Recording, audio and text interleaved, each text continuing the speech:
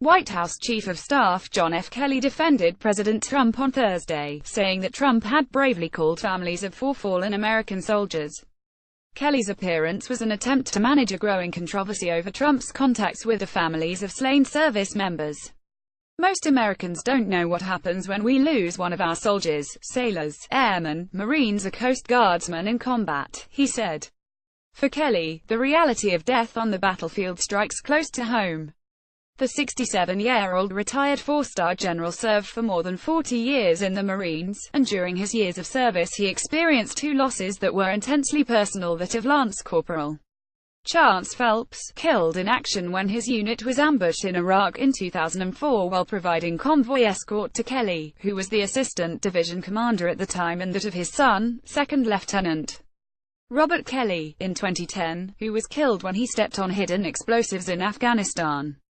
A comrade's death. In Thursday's press briefing, Kelly discussed what happens when a service member is killed in action. Their buddies wrap them up in whatever passes as a shroud, puts them on a helicopter as a routine and sends them home. Their first stop along the way is when they're packed in ice, typically at the airhead, and then they're flown to, usually, Europe, where they're then packed in ice again and flown to Dover Air Force Base, where Dover takes care of the remains, embalms them, meticulously dresses them in the uniform with the medals that they've earned, the emblems of their service, and then puts them on another airplane linked up with a casualty officer escort that takes them home. Kelly knows this sad ritual all too well. In April 2004, Kelly's unit came under what he later called a complex ambush near an American outpost in the rural town of Mahmoudiya, Iraq. As the group of Marines fought their way out of the attack, PFC Chance Phelps, posthumously promoted to Lance Corporal, was killed by gunfire. Kelly was nearly right next to Phelps, 19, when he was killed instantly while manning the gun turret, Kelly wrote in a letter to Lieutenant Col. Michael Strobel, the officer who escorted Phelps' casket back to the United States, describing that day's turn of events and the final moments of Phelps' short life. The convoy of 5 vehicles had been caught in an ambush, triggered when the lead vehicle was struck by an improvised explosive device, Kelly wrote. The other vehicles maneuvered to try to regain control of the situation, coming under intense enemy fire. Your Marine's vehicle was called forward to try and close the back door and prevent the guerrillas' escape so we could kill them, and after accomplishing the maneuver and putting his gun in action, he was hit, Kelly wrote. We collected up wounded, dead, and all equipment from the destroyed HMMWV Humvee, then walked out of the KZ kill zone shooting the entire time until we were clear, Kelly continued. Back at the combat base, the Marines gathered to remember their fallen comrade, only just out of high school last May. His buddies spent a few quiet moments and we talked about the loss, and what he meant, what he was like, to them all, Kelly wrote. Everyone offered a vignette, most were silly or funny, but that's the kind of guy he was. Strobel's journey with Phelps is chronicled in the movie Taking Chance, which Kelly mentioned in his remarks Thursday. A son's death on Thursday, Kelly also discussed the role of the casualty officer in breaking the tragic news of death to family members. A casualty officer typically goes to the home very early in the morning and waits for the first lights to come on. And then he knocks on the door. Typically, the mom and dad will answer, the wife. And if there is a wife, this is happening in 2 different places. If the parents are divorced, 3 different places. And the casualty officer proceeds to break the heart of a family member and stays with that family until, well, for a long, long time.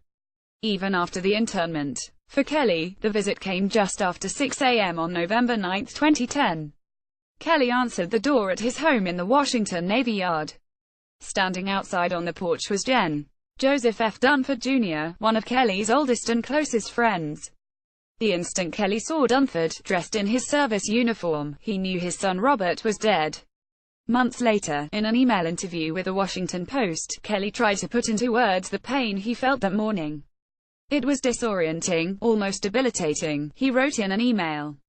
At the same time my mind went through in detail every memory and image I had of Robert, from the diary room to the voicemail he'd left a few days before he died. It was as graphic as if I was watching a video. It really did seem like hours but was little more than a second or so.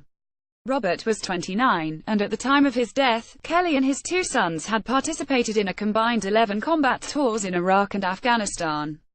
Robert had surprised his family when, just days after graduating from Florida State University in 2003, he enlisted in the Marine Corps. His older brother, John, had joined as an officer 2 years earlier. Kelly is the most senior U.S. military officer to lose a child in Iraq or Afghanistan, and it was a devastating loss for the family. But the general's status as a Gold Star parent also endeared him to rank-and-file troops, as the Military Times reported. They view him not as an imposing four-star commander, but as one of them, a brawler, a man who has endured the very worst of war, and a general officer who has eschewed the political correctness often exhibited by individuals who attain such rank, the Military Times wrote. Kelly's surviving son is serving in Iraq. The phone calls that really matter. On Thursday, Kelly also sought to clarify the typical nature of interactions between senior U.S. officials and Gold Star families. As the Washington Post's Stan Lamothe reported, Kelly explained that the process has never typically involved a phone call from the president to Gold Star families. Rather, letters were the more common response. I don't believe any president, particularly when the casualty rates are very, very high, that presidents call, Kelly said. As a Marine Corps general, Kelly had spoken with scores of grieving parents and written hundreds of condolence letters, the Post's Greg Yaffa reported. In each of those interactions, he tried to explain why the loss of a beloved child was meaningful, noble and worth the family's pain. I guess over time I had convinced myself that I could imagine what it would be like to lose a son or daughter, he said in an interview in 2011. You try to imagine it so that you can write the right kind of letters or form the right words to try to comfort. But you can't even come close. It is unimaginable. The only phone calls a family receives are the most important phone calls they can imagine, and that is from their buddies, Kelly said. In my case, hours after my son was killed, his friends were calling us from Afghanistan, telling us what a great guy he was. Those are the only phone calls that really matter. Meanwhile, on Thursday night, Trump took to Twitter, again criticizing Rep. Frederica S. Wilson DFLA, a friend of the family of slain service member Sergeant LaDavid T. Johnson. Wilson was with Johnson's widow when the president called and listened to the conversation on speakerphone. The congresswoman has said that the Johnson family was astonished by Trump's remarks, and that the widow was crying the whole time. Kelly appeared to effectively confirm Wilson's account. Johnson's aunt, who raised him as her own son after his mother died when he was young, has backed up Wilson's version of events. Greg Yaffa contributed to this report. Read more analysis: what John Kelly got wrong about Rep. Frederica Wilson and the Johnson family. The private life of Sergeant LaDavid Johnson, the slain soldier ensnared in a Trump controversy. Fallen soldier's mother. Trump did disrespect my son. Trump offered a grieving military father $25,000 in a phone call.